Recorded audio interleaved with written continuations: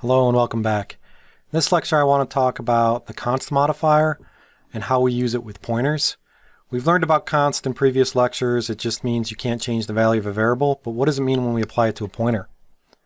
So when we use the const modifier in a variable or an array, it tells the compiler that the contents of the variable or the array will not be changed by the program.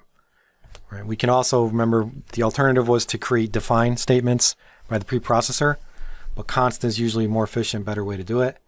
With pointers, we have to consider two things when using the const modifier. Are we actually saying that the pointer cannot be changed, or are we saying the value that the pointer points to cannot be changed?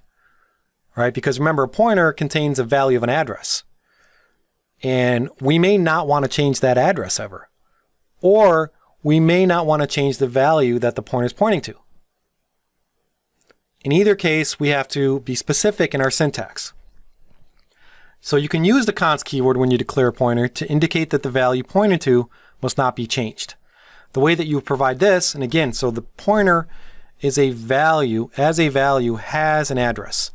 What it's pointing to is the value of that address. If you want to have that not change, you would do something like this. You would say, when you declare the pointer, you would put the asterisk in the constant modifier before the type. So you would say constant, whatever the type of your pointer is, asterisk pointer.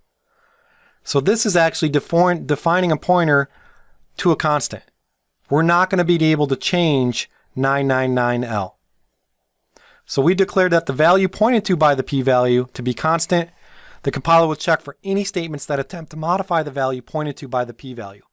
And if there's anybody that does in the program, it's going to throw an error. So this is the syntax. Again, to know what you want to notice here is the constant is the first word. And it's before the type. So that's saying that the value pointing to cannot change. So if you try to do something like this on p-value, you try assigning a value to what's pointing to, because you see the indirection operator there, that means we're assigning a value to what we're pointing to. If we try to do that, it's going to give an error because we can't change that value. Can't change 999L to 888L. So now what about pointers to constants? And in the previous declaration, we created the pointer that the pointer is pointing to cannot change, but we can still change the actual value of the variable that we declared. Right? So we would still be able to change long value. We just can't change star p-value. But long value is defined, it's not defined as a constant, it's just defined as long value. So we can still modify the value integer pointer because it didn't have constant applied. We only applied constant to the pointer. So we can say value equals 777L. The value pointed to has changed, but you did not use the pointer to make the change. The pointer itself is also not a constant. The pointer, remember, it contains an address. We didn't declare the pointer to be a constant. We declared the pointer, what the pointer is pointing to be constant. So we can still change that as well.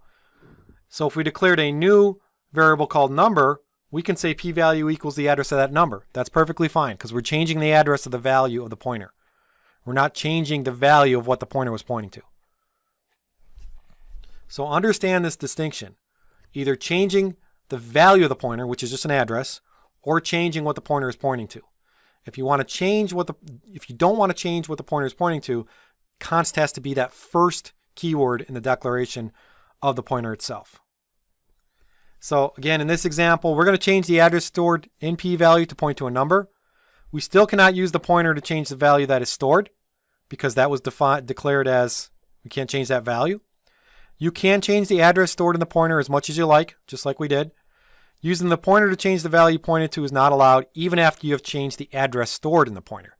So even though we just changed it to long number, the pointer still had constant as the keyword. So we can't change the value to no matter what the pointer is pointing to. What about not allowing the address of the pointer to change? The value that's in the pointer. So you also may want to ensure that the address stored in the pointer cannot be changed. You can do this by using the constant keyword in the declaration of the pointer the same way, but it's slightly different. Instead of having const as the first keyword, you put it after the data type and after the asterisk. This is saying that the pointer itself cannot change its value. If you put it before the int, you're saying the value pointed to by the pointer cannot change. So when you do this, it ensures that the pointer always points to the same thing. the address will never change. The compiler will check that you not inadvertently attempt to change the pointer elsewhere in your code. You can't change this address. So if you tried to say pcount equals and item, you would get an error because that can only ever point to the count address. It's all about where you place the constant keyword if you want to change, if you do not want to allow the pointer to the pointer to change, or if you do not allow the address of the pointer to change. Constant as the first keyword doesn't allow the value that the pointer is pointing to be changed. If you put the constant after the data type and the star, that's saying the pointer address can't change. So that's a lot to take, and that's very confusing, so study what I just said.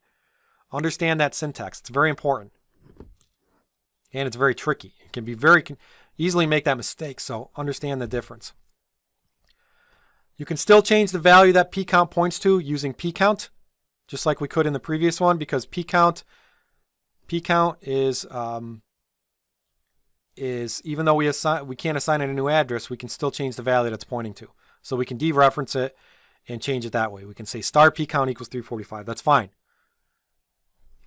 References the value stored in count through the pointer and changes the value to 345. You can create a constant pointer that points to a value that is also a constant. So you could do something like this, constant int star constant p item. And that's saying that the pointer itself, what the value is pointing to is constant, and the pointer itself is a constant. So p item is a constant pointer to a constant, so everything is fixed. You cannot change the address stored in p item, and you cannot use p item to modify what it points to. However, you could still change the item. Item is not a constant, so you could change item. You can change the value directly. If you wanted to make sure nothing was changed, you'd have to actually create the item int variable as a constant as well. And then that would say it's never going to ever change. But remember the difference here between constant pointers and constant values that the pointer is pointing to. You can use both. You can use one or the other. If you want to ensure that everything's constant, make sure what you're pointing to, that variable is constant as well. Thank you.